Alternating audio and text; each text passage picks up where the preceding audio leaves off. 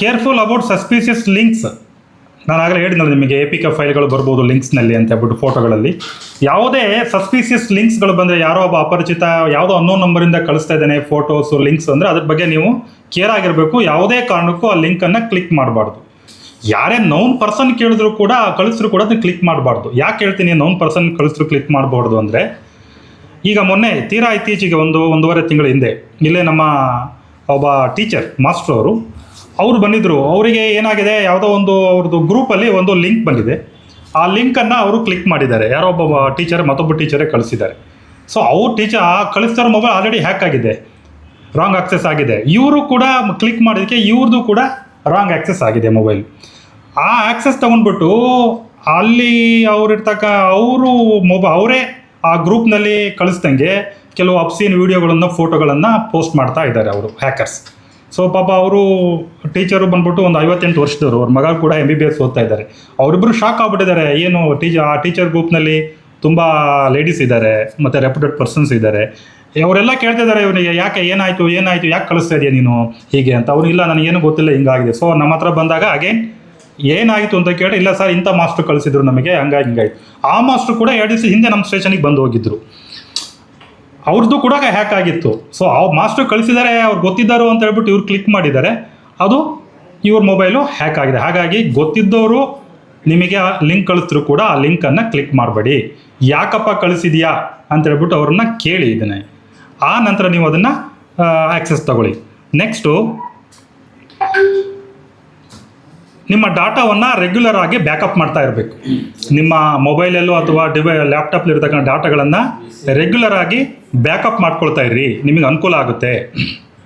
Next, ನೀವೇನಾದ್ರು ಡಾಟಾವನ್ನು ಬೇರೊಬ್ಬರಿಗೆ ಕಳಿಸ್ತೀರಾ ಅಂದರೆ ಅದಕ್ಕೆ ಪಾಸ್ವರ್ಡ್ ಇಟ್ಟು ಪ್ರೊಟೆಕ್ಟ್ ಮಾಡಿ ಅದಕ್ಕೆ ನೀವು ಡಾಟಾವನ್ನು ಬೇರೊಬ್ಬರಿಗೆ ಶೇರ್ ಮಾಡ್ಕೊಳ್ಳಿ. ಮತ್ತು ಆ ಪಾಸ್ವರ್ಡನ್ನು ಡಾಟಾ ಜೊತೆಗೆ ಕಳಿಸ್ಬೇಡಿ, ಸಪ್ರೇಟಾಗಿ ಪಾಸ್ವರ್ಡನ್ನು ಶೇರ್ ಮಾಡಿ. ಈಗ ತಮಗೆ ಗೊತ್ತಿರಲಿ, ಎಲ್ಲ ಆಫೀಸ್ ಫೈಲುಗಳು ಕೂಡ ಒಂದು ಪಾಸ್ವರ್ಡಲ್ಲಿ ಬರ್ತವೆ. ಆ ಪಾಸ್ವರ್ಡು ಸಪ್ರೇಟ್ ಇರುತ್ತೆ, ಎಲ್ಲ ಇಲಾಖೆಗಳಿಗೆ ಬರೋದು ತಮಗೆ ಗೊತ್ತಿರಬೇಕು. ವಿದ್ಯಾರ್ಥಿಗಳಿಗೆ ಇದ್ರ ಬಗ್ಗೆ ಮಾಹಿತಿ ಇಲ್ಲ ಅನಿಸುತ್ತೆ.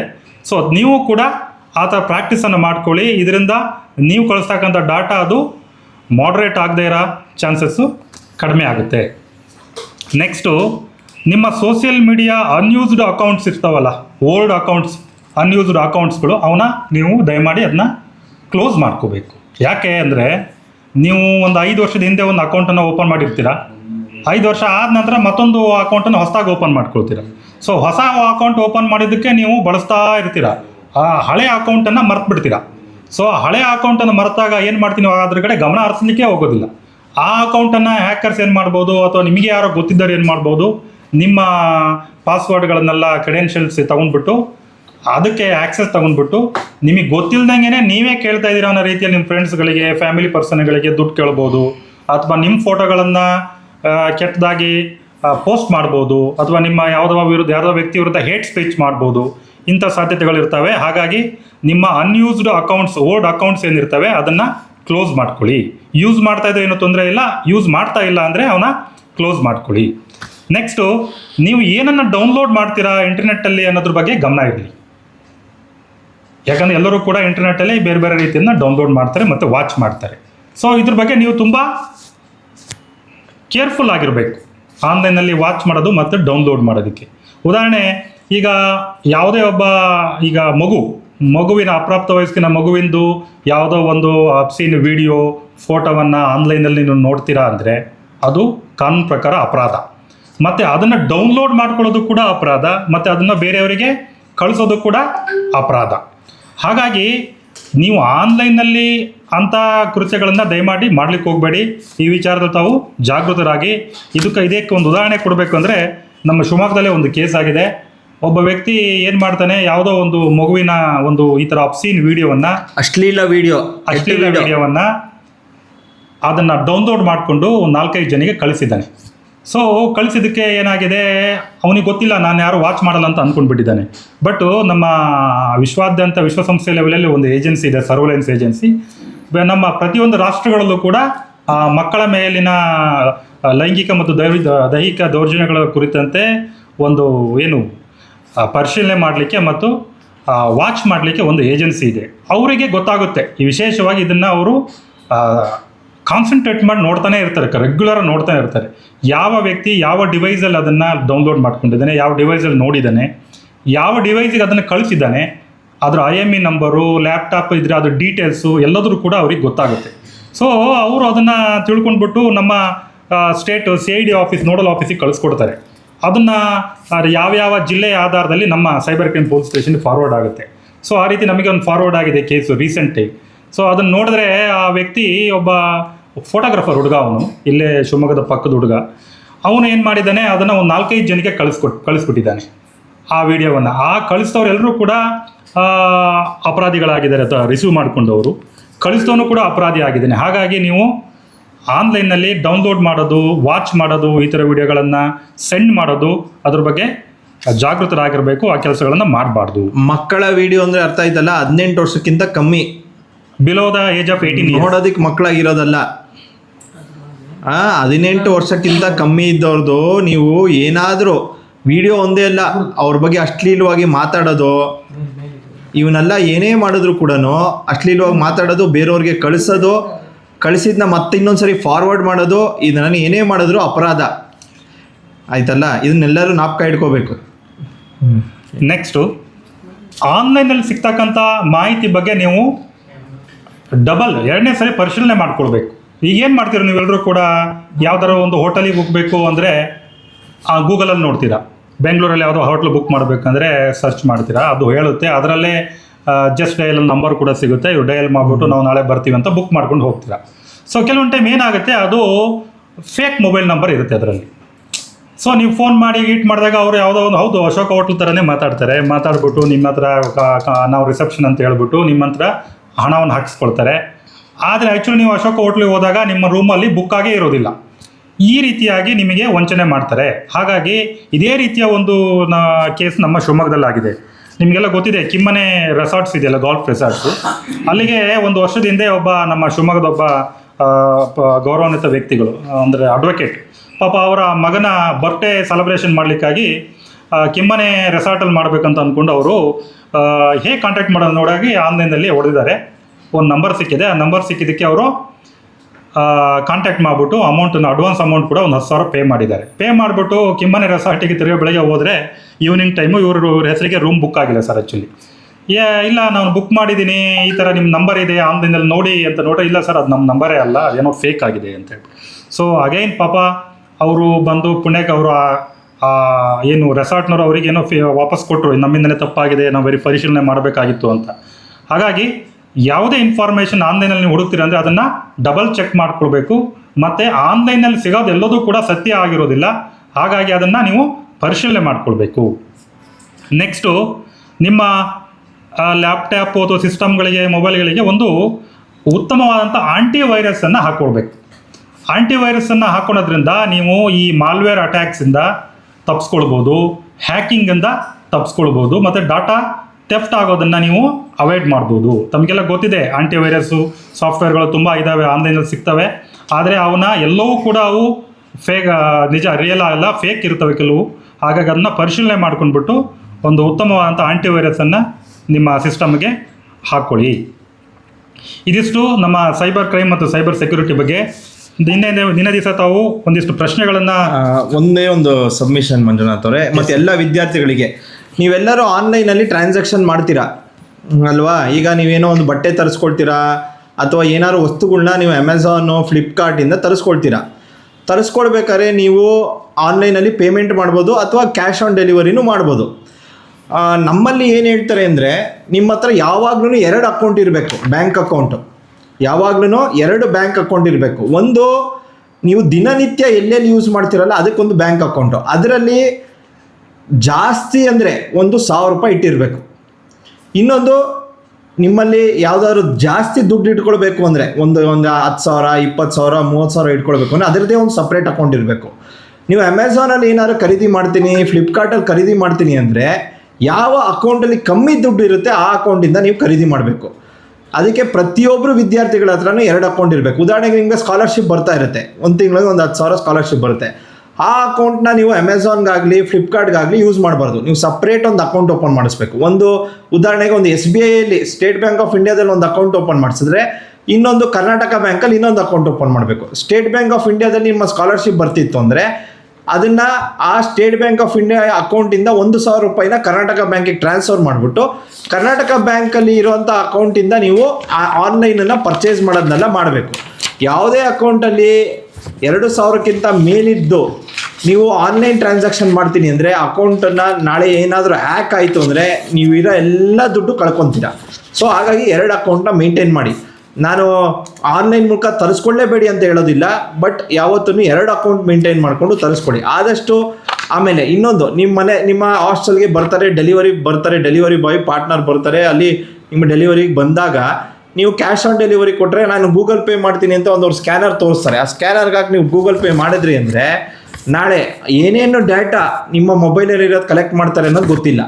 ಒಂದ್ಸರಿ ಕ್ಯಾಶ್ ಆನ್ ಡೆಲಿವರಿ ಕೊಟ್ಟರೆ ಅಲ್ಲಿ ಬಂದಾಗ ಕ್ಯಾಶೇ ಕೊಡಬೇಕು, ಆಯಿತಾ? ನೀವೇನಾದ್ರು ಆನ್ಲೈನ್ ಮತ್ತಲ್ಲಿ ಪೇಮೆಂಟ್ ಮಾಡ್ತೀನಿ ಅಂದರೆ ಅಲ್ಲಿ ಅವ್ರು ಹೇಳ್ತಾರೆ ನಾನು ಅಮೆಝಾನಿಂದ ಬಂದಿದ್ದೀನಿ ಅಂತ. ಯಾರಿಗೆ ಗೊತ್ತು ಅಮೆಝಾನಿಂದಲೇ ಬಂದಿದ್ದಾರಾ? ನಿಮಗೆ ಕೊಟ್ಟಿರೋ ವಸ್ತು ತಲುಪಿಸ್ಬೋದು, ಬಟ್ ಅವ್ನ ಮೊಬೈಲಲ್ಲಿ ತೋರಿಸಿದಾಗ ಅವ್ನು ಯಾವುದೋ ಪರ್ಸ್ನಲ್ ಅಕೌಂಟಿಗೆ ಹಾಕ್ಕೊಂಡ್ರೆ ದುಡ್ಡು ಅಂದರೆ ಗೊತ್ತಾಗೋದಿಲ್ಲ. ಸೊ ಇದನ್ನೆಲ್ಲ ತಾವು ಎಚ್ಚರಿಕೆಯಿಂದ ಇರಬೇಕು. ಮತ್ತು ಇನ್ನು ಮುಂದೆ ನೆಕ್ಸ್ಟ್ ಟಾಪಿಕ್ಕಿಗೆ ಹೋಗ್ತಾರೆ. ಅದ್ರ ಬಗ್ಗೆ ಪ್ರಶ್ನೆಗಳಿದ್ದಾವೆ ಹೇಳಿ. ತಾವೆಲ್ಲರೂ ಕೂಡ ನಿನ್ನೆ ಕೆಲವೊಂದಿಷ್ಟು ಪ್ರಶ್ನೆಗಳನ್ನು ಕಳಿಸ್ಕೊಟ್ಟಿದ್ದೀರಾ. ಅದರಲ್ಲಿ ಕೆಲವೊಂದು ಪ್ರಶ್ನೆಗಳಿಗೆ ಆಲ್ರೆಡಿ ನಾನು ಹೇಳಿದ್ರಲ್ಲಿ ಉತ್ತರ ಇದೆ. ಯಾವ್ಯಾವುದಕ್ಕೆ ಉತ್ತರಗಳು ಬಂದಿಲ್ಲೋ ಅದನ್ನು ನಾನೀಗ ಹೇಳ್ತೀನಿ. ತಾವು ಕೇಳಿದ್ದೀರಾ, ಮೊಬೈಲ್ಗಳಲ್ಲಿ ಶಾಲಾ ಕಾಲೇಜುಗಳ ವಿದ್ಯಾರ್ಥಿಗಳು ಅಶ್ಲೀಲ ವಿಡಿಯೋಗಳನ್ನು ನೋಡಲು ಬಳಸುತ್ತಿದ್ದಾರೆ, ಅದನ್ನು ತಪ್ಪಿಸಲು ಸಾಧ್ಯವಿಲ್ಲವೇ ಅಂತಾರೆ. ಸೊ ಇದನ್ನು partially yes or partially no ಅಂತ ಹೇಳ್ಬೋದು. ಯಾಕಂದರೆ ನಮ್ಮ ಭಾರತ ದೇಶದಲ್ಲಿ ಈ ಥರಕ್ಕೆ ಯಾವುದೇ ತಪ್ಪಿಸ್ಲಿಕ್ಕೆ ಅಡ್ವಾನ್ಸ್ ಪ್ರಿವೆನ್ಷನ್ ಯಾವುದೇ ಇಲ್ಲ. ಸೊ ತಾವು ಯಾವುದೇ ಈ ಥರ ಸೈಟ್ಗಳಿಗೆ ಆ್ಯಕ್ಸೆಸ್ ಆದಾಗ ಅದು ಕೇಳುತ್ತೆ you are you adult or child ಅಂತ ಹೇಳ್ಬಿಟ್ಟು. ಸೊ ಅಡಲ್ಟ್ ಅಂತ ನೀವು ಕೊಟ್ಟರೆ ಆಟೋಮೆಟಿಕಲಿ ಅದು ಓಪನ್ ಆಗ್ತದೆ. ಸೊ ಚೈಲ್ಡ್ ಅಂತ ಕೊಟ್ಟರೆ ಅದು ಓಪನ್ ಆಗಲ್ಲ. ಸೊ ಹಾಗಾಗಿ ನೆಕ್ಸ್ಟ್ ನೀವು ಮುಂದುವರೆದು ಹೇಳಬೇಕಂದ್ರೆ ಇದನ್ನು ನಾವು ತಪ್ಪಿಸ್ಬೇಕು ಮಕ್ಕಳಲ್ಲಿ ಅಂದರೆ ಪೇರೆಂಟ್ಸ್ ಏನು ಮಾಡ್ಬೋದು, ಪೇರೆಂಟಲ್ ಕಂಟ್ರೋಲ್ ಆ್ಯಪ್ಗಳನ್ನು ಆ್ಯಕ್ಟಿವೇಟ್ ಮಾಡ್ಬೋದು. ಪ್ರತಿಯೊಂದು ಮೊಬೈಲ್ನಲ್ಲೂ ಕೂಡ ಸೆಟ್ಟಿಂಗ್ಸಲ್ಲಿ ಹೋದರೆ ಪೇರೆಂಟಲ್ ಕಂಟ್ರೋಲ್ ಅಂತ ಇದೆ. ಅದನ್ನು ನೀವು ಆ್ಯಕ್ಟಿವೇಟ್ ಮಾಡಿದ್ರೆ ನೀವು ಯಾವ್ಯಾವುದನ್ನು ನಿಮ್ಮ ಮಗು ನೋಡಿದ ಹಾಗೆ ತಡಿಬೋದು ಮಕ್ಕಳು ಅನ್ನೋದಕ್ಕೆ ಆಪ್ಷನ್ಸ್ ಇದೆ. ಅದನ್ನೆಲ್ಲದನ್ನು ಕೂಡ ನೀವು ಹೈಡ್ ಮಾಡ್ಬೋದು. ನಿಮ್ಮ ಮೊಬೈಲ್ನ ಅವ್ರಿಗೆ ಕೊಟ್ಟರು ಅಥವಾ ಅವ್ರ ಮೊಬೈಲ್ನ ಅವ್ರು ಬಳಸ್ತಾ ಇದ್ದರೂ ಕೂಡ ಅದು ನೋಡಲಿಕ್ಕೆ ಸಾಧ್ಯವಾಗುವುದಿಲ್ಲ. ನೆಕ್ಸ್ಟ್ ಪ್ರಶ್ನೆ, AI ತಂತ್ರಜ್ಞಾನವನ್ನು ಬಳಸಿ ವ್ಯಕ್ತಿಯ ಭಾವಚಿತ್ರವನ್ನು ಬದಲಾಯಿಸುವುದು, ವಿಡಿಯೋಗಳನ್ನು ಎಡಿಟ್ ಮಾಡುವುದು ಎಷ್ಟರ ಮಟ್ಟಿಗೆ ಸರಿ ಅಂತ ಹೇಳ್ಬಿಟ್ಟು. ಸೊ ಈ ತಮಗೆಲ್ಲ ಗೊತ್ತು, AI ತಂತ್ರಜ್ಞಾನ ಅಂತಕ್ಕಂಥದ್ದು ಒಂದು ರೀಸೆಂಟ್ ಟ್ರೆಂಡ್ ಇದೆ ಟೆಕ್ನಾಲಜಿ. ಸೊ ಇದಕ್ಕೆ ಒಂದು ಮನರಂಜನೆ ಉದ್ದೇಶಕ್ಕಾಗಿ ಮಾಡಿದ್ರೆ ಅದರಲ್ಲಿ ಏನೂ ತಪ್ಪಿಲ್ಲ. ಯಾಕಂದ್ರೆ ನಿಮಗೆ ಮೊನ್ನೆ ನೋಡಿರ್ಬೋದು, ಯಾವುದೋ ಒಂದು ವಿಡಿಯೋ ಓಡ್ತಾ ಇದೆ, ನಮ್ಮ ಪ್ರಧಾನಮಂತ್ರಿಗಳು ಯಾರ್ದೋ ಒಬ್ಬ ಹುಡುಗನ ಬರ್ತ್ಡೇಗೆ ಬಂದ್ಬಿಟ್ಟು ಬೆಂಚ್ ಕಾರಲ್ಲೇ ಬಂದ್ಬಿಟ್ಟು ಅವನಿಗೆ ಶೇಕ್ ಹ್ಯಾಂಡ್ ಕೊಡ್ತಾ ಇದ್ದಾರೆ. ಆ್ಯಕ್ಚುಲಿ ವಿಡಿಯೋಗಳೆಲ್ಲರೂ ನೋಡಿರ್ತೀರ ನೀವು. ಸೊ ಅದು ಹೇಗೆ ಎಷ್ಟು ರಿಯಲ್ ಆಗಿದೆ ಅಂದರೆ AI ಟೆಕ್ನಾಲಜಿ ಬಳಸಿ ಮಾಡಿರ್ತಕ್ಕಂಥದ್ದು. ಮೋದಿ ಸಾಹೇಬ್ರೆ ಸ್ಪೀಡಾಗಿ ಕಾರಲ್ಲಿ ಬಂದು ಇಳಿದು ಇಮಿಡಿಯೇಟ್ಲಿ ಅವನಿಗೆ ಬಂದು ಬರ್ಡೇ ಕೇಕ್ ಕಟ್ ಮಾಡೋದು ಮುಂಚೆ ಥ್ಯಾಂಕ್ಸ್ ಕೊಟ್ಟು ಆ ನಂತರ ಬರ್ಡೇ ಕೇಕ್ ಕಟ್ ಮಾಡ್ತಾರೆ. ಸೊ ಅದು ಅವನು ಮನರಂಜನೆಗಾಗಿ ಮಾಡ್ಕೊಂಡಿದ್ದಾನೆ. ಬಟ್ಟು ಅದು ಓಕೆ, ಆದರೆ ಅದನ್ನು ಬೇರೆ ಯಾರನ್ನ ಕಂಡಮ್ ಮಾಡಲಿಕ್ಕಾಗಿ ಅದು ಡೀಪ್ ಫೇಕ್ ಮಾಡೋದಾಯಿತು ಅಥವಾ ಎಡಿಟ್ ಮಾಡಿಬಿಟ್ಟು ಮಾರ್ಕ್ಡ್ ಮಾಡೋದಾಯಿತು ಬೇರೆ ರೀತಿಯಲ್ಲಿ, ಅದಕ್ಕೆ ಬಳಸ್ಕೊಳ್ಬಾರ್ದು. ಹಾಗಾಗಿ ಇದಕ್ಕೆ ಇದು ಉತ್ತರ. ನೆಕ್ಸ್ಟು, ಆನ್ಲೈನ್ನಲ್ಲಿ ಯಾವ ರೀತಿ ವಂಚನೆ ನಡೀತಾವೆ ಅನ್ನೋದ್ರ ಬಗ್ಗೆ ನಾನು ಆಲ್ರೆಡಿ ಹೇಳಿದ್ದೀನಿ ನಿಮಗೆ. ಗೂಗಲ್ ಪೇ ಮತ್ತು ಫೋನ್ಪೇಗಳಲ್ಲಿ ಹಣ ಬೇರೆಯವರಿಗೆ ಹೋದರೆ ಅದನ್ನು ಹಿಂಪಡೆಯುವುದು ಹೇಗೆ ಅಂತ ಹೇಳ್ಬಿಟ್ಟು ತಮ್ಮ ಪ್ರಶ್ನೆ ಇದೆ. ಈಗ ಗೂಗಲ್ ಪೇ ಫೋನ್ಪೇಯಲ್ಲಿ ಏನಾದ್ರು ಬೇರೆ ನಂಬರಿಗೆ ನೀವು ಹೋದರೆ ಇಮಿಡಿಯೇಟ್ಲಿ ನೀವು ಏನು ಮಾಡ್ಬೋದು, ನಿಮ್ಮ ಗೂಗಲ್ ಪೇ ಫೋನ್ಪೇಯಲ್ಲೇ ಅದಕ್ಕೆ ಒಂದು ಸಪೋರ್ಟ್ ಆ್ಯಂಡ್ ರಿಪೋರ್ಟ್ ಅಂತ ಹೇಳ್ಬಿಟ್ಟು ನಿಮಗೆ ಆಪ್ಷನ್ಸ್ ಇದೆ. ಸಪೋರ್ಟ್ ಆ್ಯಂಡ್ ರಿಪೋರ್ಟ್ ಅಂತ ಆಪ್ಷನ್ಸ್ ಇದೆ. ತಾವು ಅಲ್ಲಿಗೆ ಹೋಗ್ಬಿಟ್ಟು ಅದಕ್ಕೆ ರಿಪೋರ್ಟ್ ಮಾಡಿದ್ರೆ ನಿಮ್ಮ ಸಮಸ್ಯೆನ, ಅದು ಏನಾಗುತ್ತೆ, ಎಲ್ಲಿಗೆ ಹೋಗಿದೆ ಏನಾಗಿದೆ ಅನ್ನೋದು ಆ ಅಮೌಂಟನ್ನು ಹೋಲ್ಡ್ ಮಾಡುತ್ತೆ. ಇಲ್ಲ ಅಂದರೆ RBI ವೆಬ್ಸೈಟಲ್ಲಿ ಒಂದು ಒಂಬುಡ್ಸ್ಮನ್ ಅಂತ ಇದೆ, ಆ ಒಂಬುಡ್ಸ್ಮನ್ಗೆ ಹೋಗ್ಬಿಟ್ಟು ಕೂಡ ನಿಮ್ಮ ಕಂಪ್ಲೇಂಟನ್ನು ರಿಜಿಸ್ಟರ್ ಮಾಡ್ಬೋದು. ಇದು ಗೂಗಲ್ ಪೇ ಮತ್ತು ಫೋನ್ಪೇಯಲ್ಲಿ ಬೈ ಮಿಸ್ಸಾಗಿ ಒಂದು ನಂಬರ್ ಮಿಸ್ಸಾಗಿ ಬೇರೆಯವ್ರಿಗೆ ಹಣ ಹೋದರೆ ಹೆಂಗೆ ನಾವು ವಾಪಸ್ ತೊಗೊಳ್ಬೋದು ಅನ್ನೋದಕ್ಕೆ ಒಂದು ಅಲ್ಲೇ ಗೂಗಲ್ ಪೇ ಫೋನ್ಪೇ UPIಗಳಲ್ಲಿ ಸಪೋರ್ಟ್ ಆ್ಯಂಡ್ ರಿಪೋರ್ಟ್ ಅಂತ ಆಪ್ಷನ್ಸ್ ಇದೆ. ಅಲ್ಲಿ ಹೋಗಿ ನೀವು ಅದನ್ನು ಹೆಲ್ಪ್ ತಗೊಳ್ಬೋದು. ಇಲ್ಲ ಅಂದರೆ RBI ಒಂಬುಡ್ಸ್ಮನ್ ಅಂತ ಬಿಟ್ಟು ಒಂದು ವೆಬ್ಸೈಟ್ ಇದೆ, ಅಲ್ಲಿ ಹೋಗಿ ನಿಮ್ಮ ಕಂಪ್ಲೇಂಟನ್ನು ರಿಜಿಸ್ಟರ್ ಮಾಡ್ಬೋದು. ನೆಕ್ಸ್ಟು, ಆನ್ಲೈನ್ ಪೇಮೆಂಟ್ ಸುರಕ್ಷಿತವೇ ಅಂತ ಕೇಳಿದ್ದೀರಾ. ಹೌದು, ಈಗ ಆನ್ಲೈನ್ ಪೇಮೆಂಟು ನಿಮಗೆ ಅದ್ರ ಬಗ್ಗೆ ಪರಿಜ್ಞಾನ ಇದ್ದರೆ ಸುರಕ್ಷಿತ, ಅದ್ರ ಬಗ್ಗೆ ನಾಲೆಡ್ಜ್ ಇಲ್ಲ ಅಂದರೆ ಖಂಡಿತವಾಗ್ಲೂ ಅದು ಸುರಕ್ಷಿತ ಅಲ್ಲ. ನೆಕ್ಸ್ಟ್, ಗೇಮಿಂಗ್ ಆ್ಯಪ್ಗಳ ಬಗ್ಗೆ ಕೇಳಿದ್ದೀರಾ. ಗೇಮಿಂಗ್ ಆ್ಯಪ್ಗಳಿಂದ ಹಣ ಕಳೆದುಕೊಳ್ಳುವ ಮತ್ತು ಮೋಸ ಹೋಗುವ ಬಗ್ಗೆ ಹೇಳಿ ಅಂತ ಹೇಳ್ಬಿಟ್ಟು ನೀವು ನೋಡಿದ್ದೀರಾ. ಈಗ IPL ಬೆಟ್ ನಡಿಬೇಕಾದ್ರೆ Dream11 ಅಂತ ಒಂದು ಆ್ಯಪಲ್ಲಿ ಎಲ್ಲರೂ ಕೂಡ ಬೆಟ್ಟಿಂಗ್ ಆಡ್ತಾ ಇರ್ತಾರೆ. Dream11 ಮತ್ತು ಮೈ ಸರ್ಕಲ್, ಏನು ಸರ್, ರಮ್ಮಿ ಸರ್ಕಲ್, ಇವೆಲ್ಲ ನೀವು ನೋಡಿದ್ದೀರಾ ಆ್ಯಕ್ಚುಲಿ. ಸೊ ಇವೆಲ್ಲ ಅಥರೈಸ್ಡ್ ಆ್ಯಪ್ಗಳು. ಇವು ನಮ್ಮ ಕೇಂದ್ರ ಸರ್ಕಾರಕ್ಕೆ ಲಕ್ಷ ಲಕ್ಷ ಲಕ್ಷ ಅಥವಾ ಕೋಟಿಗಟ್ಟಲೆ ತೆರಿಗೆಯನ್ನು ಕೊಡ್ತಾ ಇರ್ತಾರೆ. ಸೊ ಇವರು ಅಥರೈಸ್ಡ್ ಆಗಿ ಇವರು ತಮ್ಮ ಗೇಮಿಂಗ್ ಆ್ಯಪನ್ನು ರೂಪಿಸ್ಕೊಂಡ್ಬಿಟ್ಟು ಆಡಿಸ್ತಾ ಇದ್ದಾರೆ. ಇದರಿಂದ ಏನೂ ತಪ್ಪಿಲ್ಲ. ಆದರೆ ಇದೇ ರೀತಿ ಹೋಲ್ತಕ್ಕಂಥ ಕೆಲವು ಮತ್ತೊಂದು ಫಾರಿನ್ ಆ್ಯಪ್ಗಳಿದ್ದಾವೆ, ಫೇಕ್ ಆ್ಯಪ್ಗಳಿದ್ದಾವೆ, ಕ್ರಿಕೆಟ್ ಬೆಟ್ಟಿಂಗ್ ಆ್ಯಪ್ಗಳು. ಅವ್ರೇನು ಮಾಡ್ತಾರೆ, ಈ Dream11ನಲ್ಲಿ ನೀವು 10 ರೂಪಾಯಿ ಹಾಕಿದರೆ ಹೆಚ್ಚು ಅಂದರೆ ಅವ್ರು ಗೆದ್ದರೆ 50 ರೂಪಾಯಿ ಅಷ್ಟೇ ಕೊಡ್ತಾರೆ. ಬಟ್ ಇವ್ರು ಏನು ಮಾಡ್ತಾರೆ, 10 ರೂಪಾಯಿ ನೀವು ಹಾಕಿದರೆ ಗೆದ್ದರೆ 1000 ರೂಪಾಯಿ ಕೊಡ್ತೀವಿ ಅಂತ ಆಫರ್ ಮಾಡ್ತಾರೆ. ಆಫರ್ ಮಾಡಿಬಿಟ್ಟು ಏನು ಮಾಡ್ತಾರೆ, ಲಕ್ಷಗಟ್ಟಲೆ ದುಡ್ಡು ಹಾಕ್ಸ್ಕೊಂಡ್ಬಿಟ್ಟು ಇಷ್ಟಾಕಂತ ಕೋಟಿ ಹಾರ್ತು ಅಂತ ಹೇಳ್ಬಿಟ್ಟು ನಿಮಗೆ ಅನಿಸಿ ಅವ್ರಿಗೆ ಭಾವನೆ ಮೂಡಂಗೆ ಮಾಡಿಬಿಟ್ಟು ನಿಮ್ಮನ್ನು ವಂಚಿಸ್ತಾರೆ. ಇದಕ್ಕೆ ಉದಾಹರಣೆ ಹೇಳ್ಬೇಕಂದ್ರೆ, ಮೊನ್ನೆ ನಮ್ಮ ಚನ್ನಗಿರಿ ಒಬ್ಬ ವ್ಯಕ್ತಿ ಶಿವಮೊಗ್ಗದಲ್ಲಿ ವಾಸವಾಗಿದ್ದಾರೆ. ಅವರು ಸುಮಾರು 20 ಲಕ್ಷ ರೂಪಾಯಿ ಕಟ್ಟಿ ಕ್ರಿಕೆಟ್ ಬೆಟ್ಟಿಂಗ್ ಆಡಿದ್ದಾರೆ ಸರ್.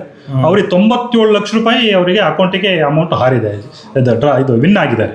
ಸೊ 97 ಲಕ್ಷ ರೂಪಾಯಿದಲ್ಲಿ ಅವರು ಡ್ರಾ ಮಾಡಲಿಕ್ಕೆ ಪ್ರಯತ್ನ ಪಟ್ಟಾಗ, ಇಲ್ಲ ನಾವು ನಿಮಗೆ 3 ಲಕ್ಷ ಅಷ್ಟೇ ಕೊಡ್ತೀವಿ ಅಂತ ಹೇಳ್ಬಿಟ್ಟು ಅವ್ರು ಇದು ಮಾಡಿದ್ದಾರೆ. ಫಸ್ಟ್ ಟೈಮ್ ನೀವು 3 ಲಕ್ಷ ಡ್ರಾ ಮಾಡಿದ್ಮೇಲೆ ಅಗೈನ್ ಒಂದು 3 ದಿವಸ ಟೈಮ್ ಬೇಕು ನಮಗೆ, ಮತ್ತೊಂದು 3 ಲಕ್ಷ ನಿಮಗೆ ರಿಲೀಸ್ ಮಾಡಲಿಕ್ಕೆ ಅಂತ. ಸೊ ಆ 3 ಲಕ್ಷ ಪಾಪ ಅವರು ಅಮೌಂಟನ್ನು ರಿಲೀಸ್ ಮಾಡ್ಕೊಂಡಿದ್ದಾರೆ, ಕೊಟ್ಟಿದ್ದಾರೆ ಇವ್ರಿಗೆ 3 ಲಕ್ಷನ. ಸೊ ಆ 3 ಲಕ್ಷ ಅಮೌಂಟ್ ಇವರಿಗೆ ಬಂದ್ಬಿಟ್ಲೇ, ಅಕೌಂಟಿಗೆ ಬಂದ ತಕ್ಷಣವೇ ಇಮಿಡಿಯೇಟ್ಲಿ ಇವ್ರ ಅಕೌಂಟು ಫ್ರೀಸ್ ಆಗಿದೆ. ಆ್ಯಕ್ಚುಲಿ ಯಾಕಾಗಿ ಫ್ರೀಸ್ ಆಗಿದೆ ಅಂದರೆ, ಅದು ಆ್ಯಕ್ಚುಲಿ ಸೈಬರ್ ಕ್ರಿಮಿನಲ್ಸ್ಗಳು ಈ ಬೇರೊಬ್ಬರಿಗೆ ಸೈಬರ್ ಫ್ರಾಡ್ ಮಾಡಿರಿ ಹಾಕ್ಸಿರ್ತಕ್ಕಂಥ ಅಮೌಂಟ್. ಇವ್ರ ಅಕೌಂಟಿಗೆ ಏನು 3 ಲಕ್ಷ ಹಾಕ್ತಿರೋ ಆ ಅಮೌಂಟು ಮತ್ತೊಬ್ಬನಿಗೆ ಯಾರಿಗೋ ಫ್ರಾಡ್ ಮಾಡಿ ಇವ್ರ ಅಕೌಂಟ್ ನಂಬರ್ ಕೊಟ್ಟು ಇವ್ರ ಅಕೌಂಟಿಗೆ ಅದನ್ನು ದುಡ್ಡು ಹಾಕ್ಸಿದ್ದಾರೆ. ಸೊ ಅವನು ಇಮಿಡಿಯೇಟ್ಲಿ ಅದು ಫ್ರಾಡ್ ಅಂತ ಗೊತ್ತಾದ ತಕ್ಷಣ ಅವನು ಅದನ್ನು 1930ಗೆ ಅಥವಾ ಪೊಲೀಸಿಗೆ ಕಂಪ್ಲೇಂಟ್ ಕೊಟ್ಟಿದ್ದಾನೆ. ಇವ್ರ ಅಕೌಂಟು ರಿಸೀವ್ ಮಾಡ್ಕೊಂಡಿದ್ದಕ್ಕೆ ಇವ್ರ ಅಕೌಂಟು ಫ್ರೀಸ್ ಆಗಿದೆ. ಆ 3 ಲಕ್ಷನೂ ಕೂಡ ಅವರಿಗೆ ಅಮೌಂಟು ಬಂದಿಲ್ಲ. ಹಾಗಾಗಿ ನೀವು ಈ ಥರ ಆನ್ಲೈನ್ ಗೇಮ್ಗಳಲ್ಲಿ ತಾವು ಜಾಗೃತರಾಗಿರಬೇಕು. ಯಾವುದೇ ಕಾರಣಕ್ಕೂ ಅದನ್ನು ಆಡದೇ ಇರೋದೇ ಒಳ್ಳೆಯದು. ಯಾಕಂದರೆ ತಾವೆಲ್ಲ ವಿದ್ಯಾರ್ಥಿಗಳಿದ್ದೀರಾ, ತಾವೆಲ್ಲರೂ ಕೂಡ ತಮ್ಮ ತಂದೆ ತಾಯಿಗಳು ತಮಗೆ ಖರ್ಚಿಗೆ ಅಂತ ಹೇಳ್ಬಿಟ್ಟು ಸಣ್ಣ ಪುಟ್ಟಕ್ಕೆ ಅಮೌಂಟ್ ಕೊಟ್ಟಿರ್ತಾರೆ. ಅದನ್ನು ಕೂಡ ನೀವು ಈ ಗೇಮಿಂಗ್ ಚಟಗಳಿಗೆ ಬಿದ್ದು ಕಳ್ಕೊಂಡ್ರೆ ಖಂಡಿತವಾಗಲೂ ಕೂಡ ನಿಮಗೆ ಅದರಿಂದ ಎಲ್ಲ ರೀತಿಯ ತೊಂದರೆಗಳು ಆಗ್ತವೆ. ಹಾಗಾಗಿ ಅದನ್ನ ಆಡದೇ ಇರೋದೇ ಒಳ್ಳೆಯದು. ಈಗ ಮಂಜುನಾಥ್ ಅವ್ರು ಹೇಳಿದ್ರು, ಉಚಿತವಾಗಿ ಯಾರಿಂದನೂ ದುಡ್ಡು ಪಡಿಬೇಡಿ. ನಿಮ್ಮ ಫ್ರೆಂಡ್ ಫೋನ್ ಮಾಡ್ತಾರೆ, ಅರ್ಜೆಂಟ್ ಇದೆ, ದುಡ್ಡು ಕೇಳೋದಲ್ಲ, ನಾನು ಅರ್ಜೆಂಟ್ ಇದೆ, ನನ್ನ ಅಕೌಂಟು ಲಾಕ್ ಆಗಿಬಿಟ್ಟಿದೆ, ನಿಮ್ಗೆ 5 ಲಕ್ಷ ಕಳಿಸ್ತೀನಿ, 3 ದಿನ ಬಿಟ್ಟು ವಾಪಸ್ ತಗೊಳ್ತೀನಿ ಅಂದರೆ ಒಪ್ಕೊಳ್ಬೇಡಿ. ಬಿಡು, ನನ್ನ ಫ್ರೆಂಡೇ ಎಲ್ಲ ಕೇಳ್ತಿಲ್ಲ, ಸದ್ಯ ಕೊಡ್ತಾ ಇದ್ದಾನಲ್ಲ ಅಂತಲೂ ತೊಗೊಳಕ್ಕೆ ಹೋಗ್ಬೇಡಿ. ಏನಕ್ಕೆ ಅಂದರೆ ಇವ್ರು ಮಂಜುನಾಥ್ ಅವ್ರು ಹೇಳಿದಾಗೆ ಅದೆಲ್ಲೋ ಫ್ರಾಡ್ ಅಮೌಂಟ್ನ ನಿಮ್ಮ ಅಕೌಂಟ್ಗೆ ಹಾಕಿದ್ರೆ RBIನವರು ಟ್ರ್ಯಾಕ್ ಮಾಡ್ತಿರ್ತಾರೆ, ಬ್ಯಾಂಕ್ನವ್ರು ಟ್ರ್ಯಾಕ್ ಮಾಡ್ತಿರ್ತಾರೆ, ಎಲ್ಲೆಲ್ಲಿ ಹೋಯ್ತು ದುಡ್ಡು ಅಂತ. ನಿಮ್ಮದೂ ಅಕೌಂಟು ಫ್ರೀಸ್ ಮಾಡ್ತಾರೆ. ಫ್ರೀಸ್ ಮಾಡೋದಲ್ಲದೆ 5 ಲಕ್ಷ ನೀವು ಕದ್ದಿದ್ದೀರಾ ಅಂತ ಪೊಲೀಸ್ ಕೇಸು ಹಾಕೋ ಸಾಧ್ಯತೆ ಇರುತ್ತೆ. ಸೊ ಉಚಿತವಾಗಿ ಯಾರಿಂದನೂ ಏನು ಪಡೆಯೋಗೆ ಇಲ್ಲ. ದುಡ್ಡು ಅಂತಲ್ಲ, ಯಾವುದೇ ವಸ್ತು ಕೂಡ ಅಷ್ಟೇ ಉಚಿತವಾಗಿ ಬರ್ತಾ ಇದೆ. ಈಗ ನೀವು 3 ಲಕ್ಷ ಕೊಟ್ಟರೆ 10 ಲಕ್ಷ ಕೊಡ್ತೀವಿ, ಈ ರೀತಿ ಎಲ್ಲ ಆಮಿಷಕ್ಕೆ ಒಳಗಾಗಬಾರ್ದು. ಅದು ನಿಮ್ಮ ಸ್ನೇಹಿತರಾದರೂ ಅಷ್ಟೇ ಎಚ್ಚರಿಕೆಯಿಂದ ಇರಬೇಕು. ಸರ್ ಹೇಳ್ದಂಗೆ ಈಗ ಆನ್ಲೈನ್ ಇದು ಫೈನಾನ್ಷಿಯಲ್ ಕ್ರೈಮ್ ಮತ್ತು ಈ ಬೆಟ್ಟಿಂಗ್ ಆನ್ಲೈನ್ ಬೆಟ್ಟಿಂಗ್ ಆ್ಯಪ್ಗಳಿದಾವಲ್ಲ, ನಾನು ಹೇಳಿದ ಅನ್ಅಥರೈಸ್ಡ್ ಆ್ಯಪ್ಗಳು, ಇವೆಲ್ಲ ಒಂದಕ್ಕೊಂದು ಶಾಮಿಲು. ನಾನಿಂದ 2 ಮುಖಗಳಿದ್ದಾಗೆ. ಇವೆಲ್ಲರೂ ನಡೆಸೋರು ಒಬ್ಬರೇ ಆಗಿರ್ತಾನೆ. ಆ್ಯಕ್ಚುಲಿ ಅವ್ನು ದುಬೈನಲ್ಲೋ ಅಥವಾ ಯಾವುದೋ ಇಂಡೋನೇಷ್ಯಾದಲ್ಲೋ ಮಲೇಷ್ಯಾದಲ್ಲೋ ಕೂತ್ಕೊಂಡಿರ್ತಾನೆ ಪಾರ್ಟಿ. ಅವ್ರು ಏನು ಮಾಡ್ತಾರೆ, ನಿಮ್ಮಿಂದ ಅವರು ಏನು ಬೆಟ್ಟಿಂಗ್ ಕಟ್ತಿರೋ ಅಮೌಂಟು ಅದನ್ನೆಲ್ಲ ವೈಟಾಗಿ ಕರೆಕ್ಟಾಗಿ ಕ್ಲೀನಾಗಿ ತಗೊಳ್ತಾರೆ, ಅವ್ರ ಅಕೌಂಟಿಗೆ ಹಾಕ್ಸ್ಕೊಳ್ತಾರೆ, ಅದನ್ನು ಅವರು ಡ್ರಾ ಮಾಡ್ಕೊಳ್ತಾರೆ. ನೀವೇನು ಗೆಲ್ತಿರಲ್ಲ ಆ ಗೆಲ್ಲ ಅಮೌಂಟನ್ನು ಬೇರೊಬ್ಬರಿಗೆ ಫ್ರಾಡ್ ಮಾಡಿ, ಈ ಥರ ಇನ್ವೆಸ್ಟ್ಮೆಂಟ್ ಫ್ರಾಡ್ ಮಾಡಿ, ಹೇಳಿದ್ನಲ್ಲ ಫೇಕ್ ಇನ್ವೆಸ್ಟ್ಮೆಂಟ್ ಫ್ರಾಡ್ ಅಂತ ಹೇಳ್ಬಿಟ್ಟು, ಆ ಥರ ಫ್ರಾಡ್ ಮಾಡಿ ಆ ಅಮೌಂಟನ್ನು ನಿಮ್ಮ ಅಕೌಂಟಿಗೆ ಹಾಕ್ಸ್ತಾರೆ. ಅದರಿಂದ ಏನಾಗುತ್ತೆ, ಅವ್ರಿಗೆ ಏನು ಲಾಸ್ ಆಗೋದಿಲ್ಲ, ನಿಮಗೆ ಲಾಸ್ ಆಗುತ್ತೆ. ಹಾಗಾಗಿ ತಾವು ಜಾಗೃತರಾಗಿರಬೇಕು. ನೆಕ್ಸ್ಟು, ಆನ್ಲೈನಲ್ಲಿ ನಮ್ಮ ಫೋನನ್ನು ಹ್ಯಾಕ್ ಮಾಡ್ಬೋದೇ, ಹ್ಯಾಕ್ ಮಾಡಿದ್ದನ್ನು ನಾವು ಹೇಗೆ ತಿಳಿದುಕೊಳ್ಳುವುದು ಅಂತ ಕೇಳಿದ್ದೀರಾ. ಖಂಡಿತವಾಗಲೂ ಹ್ಯಾಕ್ ಮಾಡಲಿಕ್ಕೆ ಸಾಧ್ಯ. ಆಗಲೇ ಹೇಳಿದ್ನಲ್ಲ ನಿಮಗೆ ನಾನು, ಇಂಟರ್ನೆಟ್ ಥ್ರೂ APK ಫೈಲ್ಸ್ ಕಳಿಸ್ಬೋದು ಅಥವಾ ಮಾಲ್ವೇರ್ಗಳನ್ನು ಕಳಿಸ್ಬಿಟ್ಟು ನಿಮ್ಮ ಮೊಬೈಲನ್ನು ಅವರು ಹ್ಯಾಕ್ ಮಾಡ್ತಾರೆ. ಅದನ್ನು ಹೇಗೆ ತಿಳಿದುಕೊಳ್ಬೋದು ನೀವು ಅಂದರೆ, ನೀವೇನು ಮಾಡಬೇಕು, ಪ್ರತಿಯೊಬ್ಬರು ನಿಮ್ಮ ಮೊಬೈಲ್ನಲ್ಲಿ ಡೌನ್ಲೋಡ್ಸಿ ಹೋದರೆ ಅಲ್ಲಿ ಫೈಲ್ಸ್ ಅಂತ ಇರುತ್ತೆ, ಡೌನ್ಲೋಡ್ಸಲ್ಲಿ ಫೈಲ್ಸ್ ಅಂತ ಇರುತ್ತೆ. ಆ ಫೈಲ್ಸಲ್ಲಿ ನೀವು ಓಪನ್ ಮಾಡಿದ್ರೆ APK ಫೈಲ್ಸ್ ಅಂತ ಏನಾದ್ರು ಕಂಡು ಬರುತ್ತೆ ಅಂದರೆ ಅದನ್ನು ದಯಮಾಡಿ ಡಿಲೀಟ್ ಮಾಡಿ. ಆ APK ಫೈಲು ನಿಮ್ಮ ಮೊಬೈಲನ್ನು ಹ್ಯಾಕ್ ಮಾಡ್ತಕ್ಕಂಥ ಫೈಲ್ ಆಗಿರ್ಬೋದು. ಹಾಗಾಗಿ ದಯಮಾಡಿ ಡೌನ್ಲೋಡ್ಸಿಗೆ ಹೋಗಿ ಫೈಲ್ಸ್ನಲ್ಲಿ APK ಫೈಲ್ಸ್ ಅಂತ ಇದ್ದರೆ ಅವೆಲ್ಲವನ್ನೂ ಕೂಡ ಡಿಲೀಟ್ ಮಾಡಿ. ಕೆಲವೊಮ್ಮೆ ಏನಾಗುತ್ತೆ, ನನ್ನ ಮೊಬೈಲಲ್ಲಿ ಕೆಲವೊಂದು APK ಫೈಲ್ ಒಂದಿದೆ, ಅದೇನಾಗಿರುತ್ತೆ ನಮ್ಮ ಇಲಾಖೆಗೆ ಸಂಬಂಧಪಟ್ಟಂಥ ಒಂದು ಫೈಲ್ ಅದು, ಆ್ಯಕ್ಚುಲಿ ಆ್ಯಪ್ ಅದು. ಸೊ ಅದು ನಮಗೆ ಗೊತ್ತಿದೆ, ಅದು APK ಫೈಲು, ಅದು ಜಿನೈನ್ ಅಂತೇಳಿ. ಹಾಗಾಗಿ ನಾನು ಅದನ್ನು ಇಟ್ಕೊಂಡಿದ್ದೀನಿ. ನಿಮ್ಮ ವಿದ್ಯಾರ್ಥಿಗಳಿಗೆ ಆ ಥರ APK ಫೈಲ್ ಇದೆ ಅಂದರೆ ಖಂಡಿತವಾಗಲೂ ಅದು ಫೇಕ್ ಆಗಿರುತ್ತೆ, ದಯಮಾಡಿ ಅದನ್ನು ಡಿಲೀಟ್ ಮಾಡ್ಕೊಳ್ಳಿ. ಆಮೇಲೆ ಮಂಜುನಾಥ್ ಅವರು ಆಗಲೇ ಹೇಳಿದ್ರು, ಫ್ರೀ ವೈಫೈ ಕೊಡ್ತೀವಿ ಅಂತಾರೆ. ಹೋಟ್ಲಲ್ಲಿ ಹೋದಾಗ ಸರ್ ಹಾಕ್ಕೊಡಿ ಸರ್ ವೈಫೈ ಫ್ರೀ ಇದೆ ಅಂತಾರೆ, ಪಾಸ್ವರ್ಡ್ ಇಲ್ಲ ಅಂಥದಕ್ಕೆ ನೀವು ವೈಫೈ ಕನೆಕ್ಟನ್ನೇ ಮಾಡ್ಕೊಳ್ಬಾರ್ದು.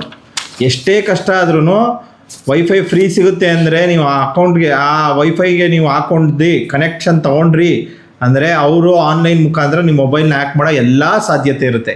ನಾನು ಹೇಳಿದ್ನಲ್ಲ, ಉಚಿತವಾಗಿ ಏನೇ ಸಿಕ್ಕಿದ್ರು ದುಡ್ಡು, gift, wifi, mobile, free SIM ಯಾವುದು ಕೂಡ ಎಲೆಕ್ಟ್ರಾನಿಕ್ ಡಿವೈಸಸ್ಗೆ ಸಂಬಂಧಪಟ್ಟಾಗ ಉಚಿತವಾಗಿ ಯಾರೂ ಕೊಡೋದಿಲ್ಲ. ಕೊಟ್ಟರೆ ಅದರಲ್ಲಿ ಏನೋ ಒಂದು ತೊಂದರೆ ಇದೆ, ನಿಮ್ಮನ್ನು ತೊಂದರೆಗೆ ಮಾಡೋದಕ್ಕೆ ಅಂತಲೇ ಕೊಡ್ತಾ ಇದ್ದಾರೆ ಅಂತ ನೀವು ಭಾವಿಸ್ಬೇಕು. ನೆಕ್ಸ್ಟ್ ಪ್ರಶ್ನೆ ತಮ್ಮದು, ವಿಡಿಯೋ ಕರೆಗಳ ಸ್ಕ್ಯಾಮ್ನಿಂದ ತಪ್ಪಿಸ್ಕೊಳ್ಳುವುದು ಹೇಗೆ ಅಂತ. ವಿಡಿಯೋ ಕಾಲ್ಸಿಂದ ಸ್ಕ್ಯಾಮಿಂದ ಹೇಗೆ ತಪ್ಪಿಸ್ಕೊಳ್ಳೋದು ಅಂತ ನೀವು ಕೇಳಿದ್ದೀರಾ. ಖಂಡಿತವಾಗ್ಲೂ ಭಾಳ ಒಳ್ಳೆಯ ಪ್ರಶ್ನೆ ಇದು. ತಾವೆಲ್ಲರೂ ಕೂಡ ತಮ್ಮ ಸಂಬಂಧಿಕರ ಜೊತೆಗೆ, ಸ್ನೇಹಿತರ ಜೊತೆಗೆ, ಎಲ್ಲರ ಜೊತೆಗೂ ನೀವು ತಮ್ಮ ಕಾಲೇಜ್ನಲ್ಲಾದರೆ ಅದು ಏನು ಸಹಪಾಠಿಗಳ ಜೊತೆಗೆ ನೀವು ವಿಡಿಯೋ ಕರೆಗಳ ಮೂಲಕ ಮಾತಾಡ್ತಾ ಇರ್ತೀರ. ಆದರೆ ಈಗ ಮಾತಾಡಬೇಕಾದ್ರೆ ನಿಮಗೆ ಕೆಲವು ಅನ್ನೋನ್ ಕಾಲ್ಗಳು ಕೂಡ ಬರ್ಬೋದು, ವಿಡಿಯೋ ಕಾಲ್ಗಳು. ದಯಮಾಡಿ ಆ ಅನ್ನೋನ್ ವಿಡಿಯೋ ಕಾಲ್ಗಳನ್ನು ಯಾವುದೇ ಕಾರಣಕ್ಕೂ ರಿಸೀವ್ ಮಾಡಲಿಕ್ಕೆ ಹೋಗಬೇಡಿ. ಒಂದು. ಎರಡನೇದು, ನಾನು ಆಗಲೇ ಹೇಳಿದೆ, ನಿಮ್ಮ ಪರಿಚಿತರು ವಿಡಿಯೋ ಕಾಲ್ಗಳನ್ನು ಮಾಡಿದ್ರು ಕೂಡ, ಉದಾಹರಣೆ ನಿಮ್ಮ ಯಾರೋ ಫ್ರೆಂಡ್ ಮಾಡಿದ್ರು ಕೂಡ, ಆ ವಿಡಿಯೋ ಕಾಲನ್ನ ನೀವು ರಿಸೀವ್ ಮಾಡಬೇಕಾದ್ರೆ ಫಸ್ಟು ನಿಮ್ಮ ಏನು ಮೊಬೈಲ್ ಕ್ಯಾಮ್ರಾ ಇರುತ್ತೆ, ಫ್ರಂಟ್ ಕ್ಯಾಮ್ರಾ, ಆ ಫ್ರಂಟ್ ಕ್ಯಾಮ್ರದ ಮೇಲೆ ನಿಮ್ಮ ತಂಬನ್ನು ಇಟ್ಬಿಟ್ಟು ಆಮೇಲೆ ರಿಸೀವ್ ಮಾಡಿ ಅವ್ನು ನಿಮ್ಮ ಫ್ರೆಂಡೇ ಅನ್ನೋದನ್ನು ಖಾತ್ರಿ ಪಡಿಸ್ಕೊಂಡ್ಬಿಟ್ಟು ಆನಂತರ ನಿಮ್ಮ ಕ್ಯಾಮ್ರಾವನ್ನು ಅವನಿಗೆ ಆ್ಯಕ್ಸೆಸ್ ಕೊಡಿ. ಯಾಕೆ ಹೇಳ್ತೀನಿ ಅಂದರೆ, ನಾನು ಆಗಲೇ ಹೇಳಿದ್ನಲ್ಲ ನಿಮಗೆ, ನಿಮ್ಮ ಸ್ನೇಹಿತನ ಮೊಬೈಲು ಹ್ಯಾಕ್ ಆಗಿರ್ಬೋದು, ಯಾವುದೋ ಫಿಶಿಂಗ್ ಮಾಡಿ ಅಥವಾ APK ಫೈಲ್ಸ್ ಕಳಿಸಿ. ಅವ್ನು ಮಾಡ್ದಂಗೆ ಅವ್ನ ನಂಬರಿಂದನೇ ನಿಮಗೆ ಕಾಲ್ ಬರುತ್ತೆ, ವಿಡಿಯೋ ಕಾಲ್ ಬಂದಾಗ ಹೋಗ್ಬಿಡು ನನ್ನ ಫ್ರೆಂಡ್ ಯಾರೋ ಮಾಡಿದ್ದಾರೆ ಅಂತ ಬಿಟ್ಟು ನೀವೇನು ಮಾಡ್ಬಿಡ್ತೀರಾ, ರಿಸೀವ್ ಮಾಡ್ತೀರಾ. ಸೊ ರಿಸೀವ್ ಮಾಡಿದಾಗ ಆ ಕಡೆ ಯಾವುದೋ ಒಬ್ಬ ಹುಡುಗಿಗೆ ಕಾಲ್ ಮಾಡಿದರೆ ಯಾವುದೋ ಹುಡುಗನಿಗೆ ಕಾಲ್ ಮಾಡಿದರೆ ಯಾವುದೋ ಒಂದು ಹೆಣ್ಮಗಳು, ಯಾವುದೋ ಅಶ್ಲೀಲವಾಗಿ ಇರ್ತಕ್ಕಂಥ ಫೋಟೋ ಅಥವಾ ವಿಡಿಯೋ ಇರ್ಬೋದು. ಅವ್ರೇನು ಮಾಡ್ತಾರೆ, ಇಮಿಡಿಯೇಟ್ಲಿ ಅದನ್ನು ಸ್ಕ್ರೀನ್ ರೆಕಾರ್ಡ್ ಮಾಡ್ಕೊಳ್ತಾರೆ. ಸ್ಕ್ರೀನ್ ರೆಕಾರ್ಡ್ ಮಾಡ್ಕೊಂಡ್ಬಿಟ್ಟು ಏನು ಮಾಡ್ತಾರೆ, ಅಗೈನ್ ನಿಮ್ಮ ಸ್ನೇಹಿತರಿಗೆ ಅವರಿಗೆಲ್ಲ ಆ ಫೋಟೋಗಳನ್ನು ಕಳಿಸ್ಬಿಟ್ಟು ಬ್ಲ್ಯಾಕ್ ಮೇಲ್ ಮಾಡೋಕ್ಕೆ ಚಾಲೂ ಮಾಡ್ತಾರೆ. ನೋಡಿ ಈ ಥರ ವಿಡಿಯೋ ಕರೆಗಳನ್ನು ಮಾತಾಡ್ತಾ ಇದ್ದವರು ಅಂತ, ಇಲ್ಲಿ ಕೊಡಿ, ಇಲ್ಲಿಲ್ಲ ಅಂತ ಪಬ್ಲಿಷ್ ಮಾಡಲ್ಲ, ಅಮೌಂಟ್ ಕೊಡಿ ಅಂತ ಕೇಳ್ತಾರೆ. ಹಾಗಾಗಿ ನಿಮ್ಮ ನೋನ್ ಫ್ರೆಂಡ್ಸ್ ಮಾಡಿದ್ರು ಕೂಡ ನಿಮ್ಮ ಕ್ಯಾಮ್ರಾವನ್ನು ತಮ್ಮಿಂದ ಮುಚ್ಚಿಟ್ಕೊಂಡು ಅವನೇ ಅಂತ ಖಾತ್ರಿ ಪಡಿಸ್ಕೊಂಡು ಆ ನಂತರ ನಿಮ್ಮ ವಿಡಿಯೋ ಕರೆಗಳಲ್ಲಿ ಮಾತನಾಡ್ಬೋದು. ಹೆಣ್ಮಕ್ಳು ಡ್ರೆಸ್ ಚೇಂಜ್ ಮಾಡೋ ಟೈಮ್ಗಳಲ್ಲಿ ವಿಡಿಯೋನೇ ಆನ್ ಮಾಡಬೇಡಿ. ಹೌದು. ಈಗ ಮೊಬೈಲ್ ಈಗ ನೋಡಿ ಎಲ್ಲರೂ ಬಳಸ್ತಾ ಇರ್ತೀರ ಮೊಬೈಲು. ಸರ್ ಆಗಲೇ ಹೇಳ್ದಂಗೆ ನೀವು ಯಾವುದೇ ಆ್ಯಪನ್ನು ಇನ್ಸ್ಟಾಲ್ ಮಾಡಿದಾಗ ಅದು ಕ್ಯಾಮ್ರಾ ಆ್ಯಕ್ಸೆಸ್ ಕೂಡ ಕೇಳುತ್ತೆ. ಸೊ ಕ್ಯಾಮ್ರಾ ಆ್ಯಕ್ಸೆಸ್ ಕೇಳಿದ್ರೆ ನೀವು ಓಕೆ ಕೊಟ್ಟಿದ್ರೆ ಆಟೋಮೆಟಿಕಲಿ ಅದೇನಾದ್ರು ಹ್ಯಾಕರ್ಸ್ದಾಗಿದ್ದರೆ ಏನಾಗುತ್ತೆ, ಅದು ನೀವು ಮೊಬೈಲ್ ಇಟ್ಟು ಏನಾದ್ರು ನಿಮ್ಮ ಡ್ರೆಸ್ ಚೇಂಜ್ ಮಾಡ್ತಾ ಇದ್ದೀರಾ ಅಥವಾ ನೀವೇನೋ ಯಾವ ರೀತಿ ಮಾತಾಡ್ತಿದ್ದೀರಾ ಅಥವಾ ಮೂಮೆಂಟ್ ಮಾಡ್ತಾ ಇದ್ದೀರಾ ಅಂದರೂ ಕೂಡ ಅದು ಕೂಡ ಆ ಕ್ಯಾಮ್ರಾದಲ್ಲಿ ರೆಕಾರ್ಡ್ ಆಗೋ ಸಾಧ್ಯತೆ ಇರುತ್ತೆ. ಹಾಗಾಗಿ ನಿಮ್ಮ ಮೊಬೈಲ್ ಕ್ಯಾಮ್ರಾವನ್ನು ಮುಚ್ಚಿಟ್ಬಿಟ್ಟೆ ನಿಮ್ಮ ಪರ್ಸ್ನಲ್ ಲೈಫನ್ನು ಮೂವ್ ಮಾಡೋದು ಭಾಳ ಒಳ್ಳೆಯದು. ಇದು ತುಂಬ ಇಂಪಾರ್ಟೆಂಟ್. ನಿಮ್ಮ ಮೊಬೈಲಲ್ಲಿ ನಾವು ಆಗಲೇ ಹೇಳಿರೋ ಹಾಗೆ ಈಗಾಗಲೇ ನಿಮ್ಮ ಮೊಬೈಲ್ ಕ್ಯಾಮ್ರಾ ಹಲವಾರು ಜನದ ಹತ್ರ ಆ್ಯಕ್ಸಸ್ ಇರುತ್ತೆ. ನೀವು ಬಾತ್ರೂಮ್ಗೆ ಹೋದಾಗ, ಆಮೇಲೆ ಸ್ನಾನ ಮಾಡೋಕ್ಕೆ ಹೋದಾಗ ಅರ್ಜೆಂಟ್ ಕಾಲ್ ಬರುತ್ತೆ ಅಂತ ತೊಗೊಂಡೋಗೋದು, ಆಮೇಲೆ ನೀವು ಬಟ್ಟೆ ಚೇಂಜ್ ಮಾಡಬೇಕಾದ್ರೆ ಮೊಬೈಲ್ನ ಅಲ್ಲಿ ಇಟ್ಬಿಟ್ಟು ಮಾಡೋ ರೀತಿ ಮಾಡೋದು, ಅದನ್ನೆಲ್ಲ ಮಾಡಬಾರ್ದು. ಆ ರೀತಿ ಇದ್ದಾಗ ಒಂದು 5 ನಿಮಿಷ ಮೊಬೈಲ್ನ ಇದು ಯಾವುದೋ ದಿಮ್ ಕೆಳಗೆ ಇಟ್ಬಿಟ್ಟು ಕ್ಲೀನಾಗೆಲ್ಲ ನಿಮ್ಮ ಟಾಯ್ಲೆಟ್ಗೆ ಹೋಗಿ ಬಂದು ಸ್ನಾನ ಮಾಡಿ ಬರೋ ಟೈಮಲ್ಲಿ ಮೊಬೈಲ್ನ ದಿಮ್ ಕೆಳಗಿಡೋದು, ಅದು ಮುಚ್ಚಿಟ್ಟಿಡೋದು ಎಲ್ಲೋ ಒಂದು ಕಡೆ. ಸೊ ದಟ್ ನಿಮಗೆ ನಿಜ ಹೇಳ್ತಿದ್ದೀನಲ್ಲ, ನಿಮ್ಮ ಇವತ್ತಿನ ಜಗತ್ತಲ್ಲಿ ನಾವು ಈಗ ನಾನೇನು ಮಾತಾಡ್ತಿದ್ದೀನಲ್ಲ ಇದು ಕೂಡ ಯಾರೋ ರೆಕಾರ್ಡ್ ಮಾಡ್ಕೊಳ್ತಿರ್ಬೋದು, ನನಗೆ ಗೊತ್ತಿಲ್ಲ. ಸೊ ಹಾಗಾಗಿ ಯಾವುದೇ ಕಾರಣಕ್ಕೂ ಇದಕ್ಕೆ ನೀವು ಆಸ್ಪದ ಕೊಡಬೇಡಿ, ಹುಷಾರಾಗಿರಬೇಕು, ಹೆಣ್ಮಕ್ಳು ಎಸ್ಪೆಷಲಿ. ನೆಕ್ಸ್ಟ್ ಆನ್ಲೈನ್ನಲ್ಲಿ ಶಾಪಿಂಗ್ ಸುರಕ್ಷಿತವೇ ಅಂತ ಕೇಳಿದ್ದಾರೆ ಒಂದು ಪ್ರಶ್ನೆ. ಇದು ಕೂಡ ಭಾಳ ಒಳ್ಳೆ ಪ್ರಶ್ನೆ. ತಾವೆಲ್ಲ ಗೊತ್ತಿದೆ, ತಾವೆಲ್ಲ ಅಮೆಜಾನು ಮತ್ತು ಫ್ಲಿಪ್ಕಾರ್ಟು, ಬ್ಲಿಂಕಿಟ್ಟು, ಮೀಶೋ ಇದರಲ್ಲೆಲ್ಲ ನೀವು ಶಾಪಿಂಗ್ ಮಾಡ್ತೀರಾ.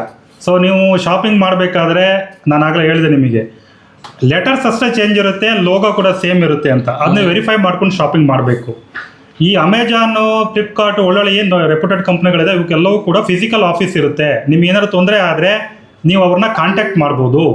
ರೀಫಂಡ್ ಇರುತ್ತೆ ಮತ್ತು ಎಕ್ಸ್ಚೇಂಜ್ ಇರುತ್ತೆ ಇದರಲ್ಲಿ. ಹಾಗಾಗಿ ಇದರಲ್ಲಿ ನೀವು ಶಾಪಿಂಗನ್ನು ಮಾಡ್ಬೋದು. ಆದರೆ ಅದರ ರೀತಿಯಂತ ಹೋಲ್ತಕ್ಕಂಥ ಫೇಕ್ ವೆಬ್ಸೈಟ್ಗಳಲ್ಲಿ ದಯಮಾಡಿ ನೀವು ಶಾಪಿಂಗ್ ಮಾಡಬೇಡಿ, ಅದನ್ನು ಸರಿಯಾಗಿ ಪರಿಶೀಲಿಸಿ.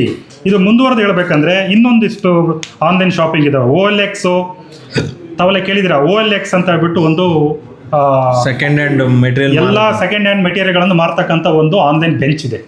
ಸೊ ಅದು ಅಮೆಜಾನ್ ಥರ ಅವರು ಸರ್ವಿಸ್ ಡೆಲಿವರಿ ಮಾಡೋದಿಲ್ಲ. ಅವರು ಆ್ಯಕ್ಚುಲಿ ಎಲ್ಲರೂ ಕೂಡ ತಪ್ಪು ತಿಳ್ಕೊಂಡಿದ್ದಾರೆ. ಅವರು OLXನವರು ಅಮೆಜಾನ್, ಫ್ಲಿಪ್ಕಾರ್ಟ್ ಥರ ನಿಮಗೆ ಆರ್ಡರ್ ಹಾಕಿದ ತಕ್ಷಣ ಸರ್ವಿಸ್ ಡೆಲಿವರಿ ಮಾಡೋದಿಲ್ಲ. ಈ OLXನಲ್ಲಿ ಏನು ಮಾಡ್ತಾರೆ, ನಾನು ಕೂಡ ನಂದು ಯಾವುದೋ ಒಂದು ಮೊಬೈಲ್ ಇದೆ, ಸೆಕೆಂಡ್ ಹ್ಯಾಂಡ್ ಮೊಬೈಲ್ ಇದೆ, ಅದನ್ನು ಪೋಸ್ಟ್ ಮಾಡ್ಬೋದು, ಈ ಮೊಬೈಲ್ ಇದೆ ನಂದು, ನಾನು ಇದನ್ನು ಮಾರಾಟ ಮಾಡ್ತೀನಿ ಅಂತ. ಅದು ಯಾರೋ OLX ಬಳಸೋನಿಗೆ ಮತ್ತೊಬ್ಬನಿಗೆ ಅದು ಕಾಣ್ತಾ ಇರುತ್ತೆ, ನನ್ನ ಮೊಬೈಲ್ ನಂಬರ್ ಕೂಡ ಅದು ಕೆಳಗಡೆ ಇರುತ್ತೆ. ಅದನ್ನು ಅವನು ನೋಡಿಬಿಟ್ಟು ನನ್ನನ್ನು ಡೈರೆಕ್ಟ್ ಕಾಂಟ್ಯಾಕ್ಟ್ ಮಾಡ್ತಾನೆ. ಅವನು ಕಾಂಟ್ಯಾಕ್ಟ್ ಮಾಡಿಬಿಟ್ಟು, ಸರ್ ನೀವು ಮೊಬೈಲ್ ಕೊಡ್ತೀರಾ? ಹಾಂ ಕೊಡ್ತೀನಿ ಅಂತ ಹೇಳ್ಬಿಟ್ಟು ನಾನು ಏನು ಮಾಡ್ಬೋದು, ಅವನದು ದುಡ್ಡು ಹಾಕ್ಸ್ಕೊಂಡ್ಬಿಟ್ಟು ಆಮೇಲೆ ಕೊಡದೆ ಅವನು ಸತಾಯಿಸೋಂಥ ಸಾಧ್ಯತೆ ಇರುತ್ತೆ. ಸೊ ಇದಕ್ಕೆ OLX ಕಾರಣ ಆಗಿರೋದಿಲ್ಲ. OLX ಜಸ್ಟ್ ಅದೊಂದು ಮೀಡಿಯೇಟ್ ಬೆಂಚ್ ಅಷ್ಟೇ. ಯಾಕಂದ್ರೆ ಅವರು ಸರ್ವಿಸ್ ಕೊಡಲ್ಲ, ಅವ್ರ ಮಧ್ಯೆ ಅವರು ಪರಿಚಯ ಮಾಡಿಸ್ತಾರೆ ಅಷ್ಟೇ. ಹಾಗಾಗಿ ನೀವು OLXನಲ್ಲಿ ವ್ಯವಹಾರ ಮಾಡ್ತೀರಾ ಅಂದರೆ ಫಸ್ಟು ನೀವು ಆ ಪರ್ಸನನ್ನು ಮೊಬೈಲಲ್ಲಿ ಮಾತಾಡೋದು ಅಷ್ಟೇ ಅಲ್ಲ, ಅವನನ್ನು ಫಿಸಿಕಲ್ ನೀವು ಭೇಟಿ ಆಗಬೇಕು. ಭೇಟಿ ಆಗಿಬಿಟ್ಟು ಅವನ ಆ ಅಡ್ರೆಸ್ ಪ್ರೂಫ್ಗಳನ್ನು ಕಲೆಕ್ಟ್ ಮಾಡ್ಕೊಂಡ್ಬಿಟ್ಟು ಅವನ ವಾಸಸ್ಥಳವನ್ನು ದೃಢೀಕರಿಸ್ಕೊಂಡು ಅವನ ಸ್ನೇಹಿತರು ಯಾರು ಇದ್ರೆ ನೋಡಿಕೊಂಡು ಆನಂತರ ನೀವು ಅವನ ಜೊತೆ ವ್ಯವಹಾರವನ್ನು ಮಾಡೋದು ಭಾಳ ಸೂಕ್ತ.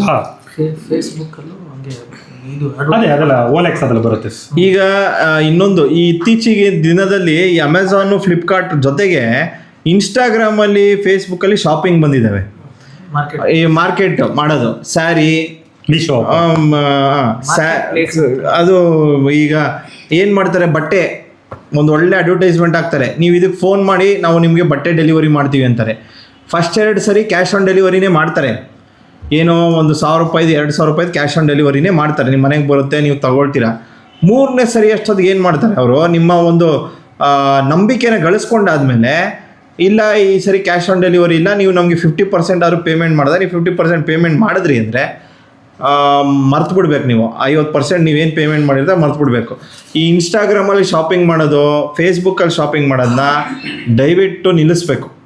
ಈಗ ಹಲವಾರು ಜನ ಇನ್ಸ್ಟಾಗ್ರಾಮು, ಫೇಸ್ಬುಕ್ಕಲ್ಲಿ ಶಾಪಿಂಗ್ ಚಾನೆಲ್ಸ್ನ ಓಪನ್ ಮಾಡ್ಕೊಂಡಿದ್ದಾರೆ. ಯಾವುದೇ ವೆಬ್ಸೈಟ್ ಇರೋಲ್ಲ ಅವ್ರಿಗೆ, ಯಾವುದೇ ಅಡ್ರೆಸ್ ಇರೋಲ್ಲ, ಬರೀ ಇನ್ಸ್ಟಾಗ್ರಾಮಲ್ಲಿ ಇರ್ತಾರೆ ಅಷ್ಟೇ. ಅಂಥವ್ರ ಹತ್ರ ಶಾಪಿಂಗ್ ಮಾಡೋಕ್ಕೆ ಹೋಗ್ಬಾರ್ದು.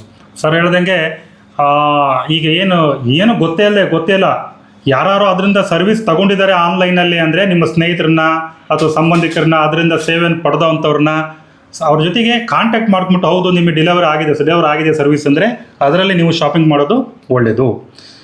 ಇದಿಷ್ಟು ನಿಮ್ಮ ಪ್ರಶ್ನೆಗಳು ಸೈಬರ್ ಕ್ರೈಮ್ಗೆ ಸಂಬಂಧಪಟ್ಟವು. ಇನ್ನೊಂದು ಕೆಲವು ಪ್ರಶ್ನೆಗಳಿದ್ದಾವೆ, ಅದಕ್ಕೆ ನಾನು ನೆಕ್ಸ್ಟು ಹೇಳ್ತೀನಿ.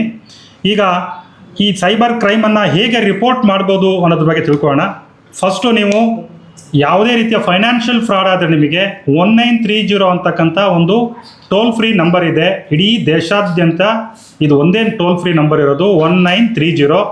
ಇದಕ್ಕೆ ನೀವು ಇಮಿಡಿಯೇಟ್ಲಿ ಕಾಲ್ ಮಾಡಿದ್ರೆ, ಗೋಲ್ಡನ್ ಹವರ್ ಅಂತ ಹೇಳ್ತಾರೆ, ಎಷ್ಟು ಬೇಗ ಅಷ್ಟು ಬೇಗ ನೀವು ಕಾಲ್ ಮಾಡಿದ್ರೆ ನಿಮ್ಮ ಅಮೌಂಟು ಯಾವ ಅಕೌಂಟಿಗೆ ಹೋಗಿದೆಯೋ ಆ ಅಕೌಂಟನ್ನು ಇಮಿಡಿಯೇಟ್ಲಿ ಈ ಸಿಸ್ಟಮಲ್ಲಿ ಫ್ರೀಸ್ ಮಾಡ್ತಾರೆ. ಅಥವಾ ಅವನು ಕ್ಷಣಾರ್ಧದಲ್ಲಿ ಮತ್ತೊಂದು ಅಕೌಂಟಿಗೆ ಟ್ರಾನ್ಸ್ಫರ್ ಮಾಡಿದರೂ ಕೂಡ ಆ ಅಕೌಂಟ್ ಕೂಡ ಫ್ರೀಸ್ ಆಗುತ್ತೆ. ನಿಮ್ಮ ಹಣವನ್ನು ನಾವು ವಾಪಸ್ಸು ರೀಫಂಡ್ ಮಾಡಿಸೋ ಸಾಧ್ಯತೆ ಹೆಚ್ಚಿರುತ್ತೆ. ಹಾಗಾಗಿ ಇಮಿಡಿಯೇಟ್ಲಿ ನೀವು 1930ಗೆ ಕಾಲ್ ಮಾಡಿ. ಭಾಳಷ್ಟು ಕೇಸ್ಗಳಲ್ಲಿ ನಾವು ನೋಡಿದ್ದೀವಿ, ನಮ್ಮ ಸ್ಟೇಷನ್ಗೆ ಬರೋರಿಗೆ ಈ ಸೈಬರ್ ಏನು ಆನ್ಲೈನ್ ಫ್ರಾಡ್ ಆಗುತ್ತೆ, ಫೈನಾನ್ಷಿಯಲ್ ಫ್ರಾಡು, ಅದು ಈ ಆಗ್ದುಟ್ಲೆ ಇಮಿಡಿಯೇಟ್ಲಿ ಯಾರು ರಿಪೋರ್ಟೇ ಮಾಡಲ್ಲ. ಯಾಕೆ ಮಾಡಲ್ಲ ಅಂದರೆ ಅವ್ರಿಗೆ ಗೊತ್ತೇ ಆಗಲ್ಲ. ಒಂದು ಆ ಟೈಮ್ ಇದೆ, ಡ್ಯೂರೇಷನ್ ಇದೆಯಲ್ಲ, 1ನೇ ತಾರೀಕು ಸ್ಟಾರ್ಟ್ ಆದರೆ ಇವರಿಗೆ ಫೇಕ್ ಅಂತ ಗೊತ್ತಾಗದೆ ಅದು 10ನೇ ತಾರೀಕು, ಕನಿಷ್ಠ 10 ದಿವಸ ಅವರು ಟೈಮ್ ತಗೊಳ್ತಾರೆ. ಏನು ಮಾಡ್ತಾರೆ, ಆಟ ಆಡಿಸ್ತಾ ಇರ್ತಾರೆ, ಹಗೂರಕ್ಕೆ ಆಟ ಆಡಿಸ್ತಾ ಇರ್ತಾರೆ. ಯಾಕೆ ಅವರು ಡಿಲೇ ಮಾಡ್ತಾರೆ ಅಂದರೆ ಆ ಅಮೌಂಟನ್ನು ಅವರು ಕ್ಯಾಶ್ ಮಾಡ್ಕೊಳ್ಬೇಕಾಗತ್ತೆ ಅಥವಾ ಬೇರೆ ಕಡೆ ಅದನ್ನು ಟ್ರಾನ್ಸ್ಫರ್ ಮಾಡಬೇಕಾಗಿರುತ್ತೆ. ಹಾಗಾಗಿ ಅವರು ಆಟ ಆಡಿಸ್ತಾ ಇರ್ತಾರೆ. ಹಾಗಾಗಿ ನೀವು ಪದೇ ಪದೇ ನಿಮಗೆ ಎಷ್ಟು ಹಾಕಿ ಅಷ್ಟು ಹಾಕಿ ಇಷ್ಟು ಹಾಕಿ ಅಂತ ಕೇಳ್ತಾ ಇದ್ದಾರೆ ಅಂದರೆ ಅದು ಫೇಕ್ ಅಂತಲೇ ನೀವು ಅಂದ್ಕೊಳ್ಬೇಕು ಇನ್ವೆಸ್ಟ್ಮೆಂಟು. ನೀವು ಒಂದು ವೇಳೆ ಅದನ್ನು ಇನ್ವೆಸ್ಟ್ಮೆಂಟ್ ಮಾಡ್ತೀರಿ ಶೇರ್ ಮಾರುಕಟ್ಟೆಯಲ್ಲಿ ಅಂದರೆ ಡಿಮ್ಯಾಟ್ ಅಂತ ಒಂದು ಅಕೌಂಟ್ ಇದೆ. ಆ ಡಿಮ್ಯಾಟ್ ಅದು ಅಥರೈಸ್ಡ್. ಆ ಅಕೌಂಟಲ್ಲಿ ನೀವು ಅದನ್ನು ಓಪನ್ ಮಾಡಿಕೊಂಡು ಯಾರು ಈ ಷೇರು ಮಾರುಕಟ್ಟೆ ಬಗ್ಗೆ ತಿಳಿದಕ್ಕಂಥ ತಜ್ಞರು ಇರ್ತಾರೆ ಅವ್ರ ಜೊತೆಗೆ ನೀವು ಸಮಾಲೋಚನೆ ನಡೆಸ್ಕೊಂಡು ಅವರ ಸಲಹೆಗಳನ್ನು ಪಡ್ಕೊಂಡು ಅವ್ರ ಮಾರ್ಗದರ್ಶನದಲ್ಲಿ ನೀವು ಮಾಡೋದು ಭಾಳ ಸೂಕ್ತ. ನೆಕ್ಸ್ಟು 1930 ಆದಮೇಲೆ www.cybercrime.government.in ಅಂತ ಒಂದು ವೆಬ್ಸೈಟ್ ಇದೆ. www.cybercrime.government.in ಅಂತ ಒಂದು ವೆಬ್ಸೈಟ್ ಇದೆ. ಈ ವೆಬ್ಸೈಟ್ನಲ್ಲಿ ನೀವು ಈ 1930 ನೀವು ಇಮಿಡಿಯೇಟ್ಲಿ ನೀವು ಕಾಲ್ ಕನೆಕ್ಟ್ ಆಗಿಲ್ಲ ಅಂದರೆ ಈ ವೆಬ್ಸೈಟಿಗೆ ಹೋಗಿ ನೀವು ಲಿಖಿತವಾಗಿ ನಿಮ್ಮ ದೂರನ್ನು ಆನ್ಲೈನಲ್ಲಿ ದಾಖಲಿಸ್ಬೋದು. ಇದು ಕೂಡ ಸೇಮ್ ಆ್ಯಕ್ಷನ್ ಆಗುತ್ತೆ. ನೆಕ್ಸ್ಟು ಸಂಚಾರ್ ಸಾಥಿ ಅಂತ ಒಂದು ಆ್ಯಪ್ ಇದೆ. ನಮ್ಮ ಕೇಂದ್ರ ಸರ್ಕಾರದ ಗೃಹ ಮಂತ್ರಾಲಯ ಬಿಡುಗಡೆ ಮಾಡಿರ್ತಕ್ಕಂಥ ಆ್ಯಪ್ ಇದು ಸಂಚಾರ್ ಸಾಥಿ ಅಂತ. ಭಾಳ ಅದ್ಭುತವಾದಂಥ ಆ್ಯಪ್ ಇದೆ ಆ್ಯಕ್ಚುಲಿ ಇದು. ಈ ಆ್ಯಪನ್ನು ಪ್ರತಿಯೊಬ್ಬರು ಕೂಡ ನಿಮ್ಮ ಮೊಬೈಲ್ನಲ್ಲಿ ಡೌನ್ಲೋಡ್ ಮಾಡ್ಕೊಳ್ಬೋದು. ಸಂಚಾರ್ ಸಾಥಿ ಆ್ಯಪ್ನ ಆ್ಯಪ್ ಓಪನ್ ಮಾಡಿ ಆ ಸಂಚಾರ್ ಸಾಥಿ ಆ್ಯಪನ್ನ ನೀವು ಡೌನ್ಲೋಡ್ ಮಾಡ್ಕೊಂಡ್ಬಿಟ್ಟು ಅದರಲ್ಲಿ ನಿಮಗೆ ಆಗ್ತಕ್ಕಂಥ ಅದರಲ್ಲಿ ಬರುತ್ತೆ. ನೀವು ಓಪನ್ ಮಾಡಿದ್ರೆ ಅದೇ ತೋರಿಸುತ್ತೆ ಏನೇನಿದೆ ಅದರಲ್ಲಿ ಅಂತ ಹೇಳ್ಬಿಟ್ಟು. ಸೊ ನಿಮಗೆ ಯಾವುದಾದ್ರು ಮೊಬೈಲ್ ನಂಬರಿಂದ ಕಾಲ್ ಬರ್ತಾ ಇದೆ ಅಂದರೆ ಅದರ ಚಾಕ್ಷು ಅಂತ ಒಂದಿರುತ್ತೆ. ಅದು ಓಪನ್ ಮಾಡಿಕೊಂಡ್ರೆ ಚಾಕ್ಷು ಅಂತ ಇದೆ, ರಿಪೋರ್ಟೆಡ್ ಸಸ್ಪೆಕ್ಟೆಡ್ ಫ್ರಾಡ್ ಕಮ್ಯುನಿಕೇಷನ್ ಅಂತ ಹೇಳಿ. ಆ ಚಾಕ್ಷುದಲ್ಲಿ ನೀವು ಓಪನ್ ಮಾಡಿಕೊಂಡ್ರೆ ನಿಮಗೆ ಯಾವುದಾರ ನಂಬರಿಂದ ಪದೇ ಪದೇ ಕಾಲ್ ಮಾಡ್ತಾ ಇದೆ, ನಿಮಗೆ ಲೋನ್ ಕೊಡ್ತೀವಿ ಅಥವಾ ನಿಮಗೆ ಆ ಪ್ರೈಸ್ ಬಂದಿದೆ, ಈ ಗಿಫ್ಟ್ ಬಂದಿದೆ, ಈ ಥರ ನಿಮಗೆ ಇನ್ವೆಸ್ಟ್ಮೆಂಟ್ ಮಾಡಿ ಅಂತ ನಿಮಗೆ ಹೆರಾಸ್ಮೆಂಟ್ ಮಾಡ್ತಾ ಇದ್ದಾರೆ ಅಂದರೆ ಆ ಚಾಕ್ಷು ಇದರಲ್ಲಿ ಹೆಡ್ಡಿಂಗಲ್ಲಿ ಹೋಗ್ಬಿಟ್ಟು ಅಲ್ಲಿ ಕೇಳಿರ್ತಕ್ಕಂಥ ಮಾಹಿತಿಯನ್ನು ನೀವು ಫಿಲ್ ಮಾಡಿ ಸಬ್ಮಿಟ್ ಕೊಟ್ಟರೆ ಆ ಮೊಬೈಲ್ ಯಾವ ನಂಬರಿಂದ ನಿಮಗೆ ಕಾಲ್ ಬರ್ತಾ ಇದೆಯೋ ಆ ನಂಬರು ನಮ್ಮ ಟೆಲಿಕಾಮ್ ಡಿಪಾರ್ಟ್ಮೆಂಟ್ ಅಂದರೆ ಟ್ರಾಯ್ನರು ಕಂಪ್ಲೀಟ್ಲಿ ಅದನ್ನು ಬ್ಲಾಕ್ ಮಾಡ್ತಾರೆ, ಸರ್ವಿಸ್ನ ಬ್ಲಾಕ್ ಮಾಡ್ತಾರೆ. ಅಗೈನ್ ನಿಮಗಷ್ಟೇ ಅಲ್ಲ ಬೇರೆಯವ್ರಿಗೂ ಕೂಡ ಆ ನಂಬರ್ ಯೂಸ್ ಮಾಡಿಕೊಂಡು ಕಾಲ್ ಮಾಡಲಿಕ್ಕೆ ಸಾಧ್ಯ ಇಲ್ಲ. ಈ ಸೈಬರ್ ಕ್ರಿಮಿನಲ್ಸ್ಗಳಿಗೆ ಎರಡೇ ಭಾಳ ಮುಖ್ಯವಾಗಿರ್ತಕ್ಕಂಥದ್ದು, ಒಂದು ಮೊಬೈಲ್ ಸಿಮ್ಗಳು, ಇಂಟರ್ನೆಟ್ಟು ಮತ್ತು ಬ್ಯಾಂಕ್ ಅಕೌಂಟ್ಸ್ಗಳು. ಸೊ ಇವು ಮೂರಿಂದನೇ ಅವರು ಮಾಡ್ತಕ್ಕಂಥದ್ದು ಮೋಸವನ್ನು ಜನರಿಗೆ. ಹಾಗಾಗಿ ಆ ಮೊಬೈಲ್ ನಂಬರ್ಗಳನ್ನು ನಾವು ಈ ಥರ ಬ್ಲಾಕ್ ಮಾಡ್ತಾ ಹೋದರೆ ಅವರಿಗೆ ಹೊಸ ಮೊಬೈಲ್ ನಂಬರ್ಗಳನ್ನ ತಗೊಂಡು ಜನಗಳಿಗೆ ಕಾಂಟ್ಯಾಕ್ಟ್ ಮಾಡೋದು ಕಷ್ಟ ಆಗುತ್ತೆ. ಅದರಿಂದ ಸೈಬರ್ ಕ್ರೈಮನ್ನು ನಾವು ಗಣನೀಯ ಪ್ರಮಾಣದಲ್ಲಿ ಹಂತವಾಗಿ ಕಡಿಮೆ ಮಾಡಲಿಕ್ಕೆ ಸಾಧ್ಯ ಇದೆ. ಇದು ಚಾಕ್ಷು. ನೆಕ್ಸ್ಟು ಅದೇ ಸಂಚಾರ್ ಸಾಥಿ ಆ್ಯಪ್ನಲ್ಲಿ ಒಂದು CER ಪೋರ್ಟಲ್ ಅಂತ ಇದೆ. ನೀವು ಕೇಳಿದ್ದೀರಾ, ಮೊಬೈಲ್ ಕಳೆದೋದ್ರೆ ಅದು ಪೋರ್ಟಲ್. ಅದರಲ್ಲಿ ಈ ಸಂಚಾರ್ ಸಾಥಿ ಆ್ಯಪಲ್ಲೂ ಕೂಡ ಅದಿದೆ. ನಿಮ್ಮ ಮೊಬೈಲ್ ಕಳೆದೋಗಿದ್ರೆ ಅದನ್ನು ನೀವು ಅಲ್ಲಿ ಹೋಗ್ಬಿಟ್ಟು ನೀವು ಕಳೆದೋದಂಥ ಮೊಬೈಲನ್ನು ಏನು ಮಾಡ್ಬೋದು, ನೀವು ಆ ಡೀಟೇಲ್ಸ್ ಹಾಕ್ಬಿಟ್ಟು ಆ ಮೊಬೈಲನ್ನು ಬ್ಲಾಕ್ ಮಾಡಿಸ್ಬೋದು. ನೆಕ್ಸ್ಟ್ ಒಂದಿದೆ ಸಂಚಾರ್ ಸಾಥಿ ಆ್ಯಪಲ್ಲಿ. ಪ್ರಿಂಟ್ಔಟ್ ಕಳಿಸ್ಬಿಡಿ. ಎಸ್ ಕಳಿಸ್ತೀವಿ. ಇದನ್ನು ತೆಗೆದುಬಿಟ್ಟು ಕ್ಲೀನಾಗಿ ಗ್ರೂಪ್ಗೆ ಹಾಕಿ ಎಲ್ಲ ಅಷ್ಟರಲ್ಲೂ ಅನ್ಸಕ್ಕೆ ಹೇಳಿ. ನೆಕ್ಸ್ಟ್ ಅದೇ ಸಂಚಾರ ಸಾಥಿ ಆ್ಯಪಲ್ಲಿ ಮತ್ತೊಂದಿದೆ. Next know your mobile connections in your name ಅಂತ ಇದೆ. ಸಂಚಾರ ಸಾಥಿ ಆ್ಯಪ್ನಲ್ಲಿ know your mobile connections in your name ಅಂದರೆ ನಿಮ್ಮ ಹೆಸರಿನಲ್ಲಿ ಎಷ್ಟು ಮೊಬೈಲ್ ಕನೆಕ್ಷನ್ಸ್ ಇದೆ ತಿಳ್ಕೊಳ್ಳಿ ಅಂತ ಹೇಳುತ್ತೆ. ಅಲ್ಲಿ ನೀವು ಹೋಗ್ಬಿಟ್ಟು ನಿಮ್ಮ ಆಧಾರ್ ನಂಬರು ಮತ್ತು ನಿಮ್ಮ ಹೆಸರು, ನಿಮ್ಮ ಡೇಟ್ ಆಫ್ ಬರ್ತು ನೀಟಾಗಿ ಕೊಟ್ಟರೆ ನಿಮ್ಮ ಹೆಸರಿನಲ್ಲಿ ಎಷ್ಟು ಮೊಬೈಲ್ ಕನೆಕ್ಷನ್ ಇದೆ ಅಂತ ಗೊತ್ತಾಗುತ್ತೆ.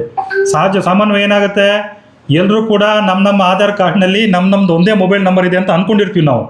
ಆದರೆ ಗೊತ್ತಿರಲ್ಲ ನಮಗೆ. ನಾನು ಆಗಲೇ ಹೇಳಿದ್ನಲ್ಲ, ತಮ್ಮ ತಗೊಂಡು ಇನ್ನೊಂದು ನಂಬರ್ ತಗೊಂಡಿರ್ತಾರೆ ಅಂತ ಹೇಳಿ. ಅದು ಯಾವುದೋ ಮತ್ತೊಂದು ನಂಬರ್ ಓಡ್ತಾ ಇರುತ್ತೆ. ಸೊ ನಮ್ಮ ಹೆಸರಲ್ಲಿ ಓಡ್ತಾ ಇರುತ್ತೆ. ಅದು ಆನ್ಲೈನ್ ಕ್ರೈಮ್ ಮಾಡಲಿಕ್ಕೆ ಅಥವಾ ಬೇರೆ ಏನೋ ಕ್ರೈಮ್ ಮಾಡಲಿಕ್ಕೆ ಉಪಯೋಗಿಸ್ಕೊಳ್ಬೋದು. ಹಾಗಾಗಿ ಅದನ್ನು ಕೂಡ ನೀವು ಇಲ್ಲಿ ಹೋಗಿ ಪರಿಶೀಲನೆ ಮಾಡ್ಕೊಳ್ಬೋದು. ಆತ ಎರಡನೇ ನಂಬರ್ ಇದೆ ಅಂದರೆ ಅದು ಕುರಿತಂತೆ ನೀವು ಸಂಬಂಧಪಟ್ಟಂಥ ಪೊಲೀಸ್ ಠಾಣೆಯಲ್ಲಿ ಅಥವಾ ಸರ್ವಿಸ್ ಪ್ರೊವೈಡರ್ನಲ್ಲಿ ನೀವು ದೂರು ದಾಖಲಿಸ್ಬೋದು. ನೆಕ್ಸ್ಟ್ ಆಪ್ಷನ್ಸ್ ಅದರಲ್ಲಿ ಸಂಚಾರ ಸಾಥಿಯಲ್ಲಿ know genuineness of your mobile handset. ನಿಮ್ಮ ಮೊಬೈಲ್ ಹ್ಯಾಂಡ್ಸೆಟ್ ಜಿನೈನಿಟಿ ತಿಳ್ಕೊಬೋದು.